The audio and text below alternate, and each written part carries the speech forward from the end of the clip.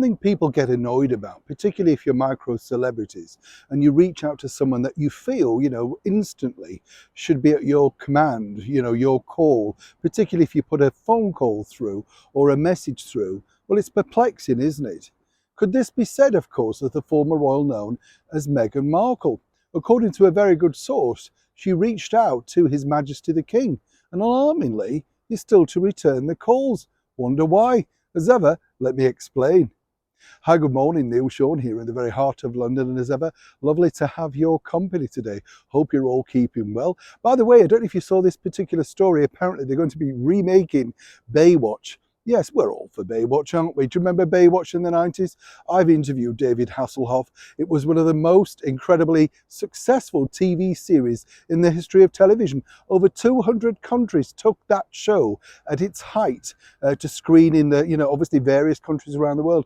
Incredibly successful. This time around, though, they've decided to do away with the red paddle boards. Yes, it's a show that made Pamela Anderson and many others. And they're deciding now whether to be inclusive and diverse and have various shapes and sizes. Now, I don't know about what I don't know what you think about that, but my bottom line is, if you really wanted to see something like that, why not just put a camera on Bridlington Sands or Blackpool Sands? You don't need to spend all that expensive money, do you? You're getting red cossies. You just get various sizes, running them down the beach on there for nothing. Incredible, isn't it, to think that they want to change the format that is successful and say, oh, but we're being inclusive. How about escapism? How about entertainment? That's what people want. As ever, back to your breaking roll story of the day. The story, one might say, is rather perplexing because, as we've told you a while back now, last time Meghan Markle, a former cable TV actress, was in town, she was trying to reach out to the King. And this first time, in fact, was during the Platinum Jubilee, of which she got booed and didn't really like that, so that was problematic.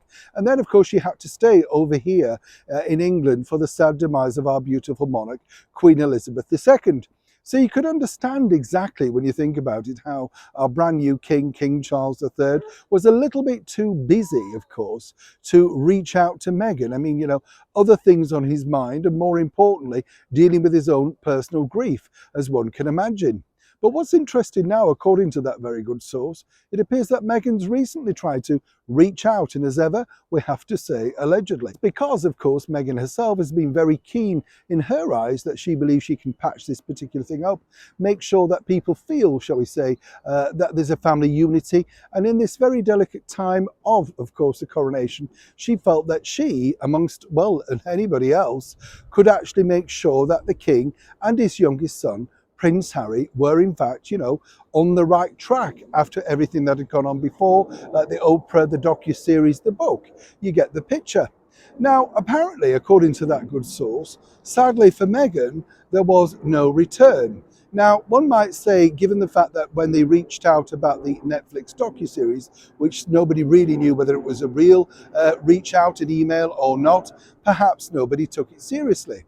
But on the other side of the coin, what then, as I said to you the other day, really spooked Meghan, and some say was rather alarmed by this, was their inclusion in the coronation brochure. Now, according to that good source, you see, Meghan believes, and as ever we say allegedly, that they know their power. They didn't necessarily need to be included. They moved back as non-working royals, but it was something that the King wished to do, offer that olive branch. And according to that good source, Meghan Markle is still perplexed as to why, even though she's tried to reach out to solve this particular thorny ongoing problem that some might say was created by herself, well, why is King Charles simply not rung back? And as I said, when she flipped open the coronation brochure or saw it online digitally, she must have thought, well, it can't be long now.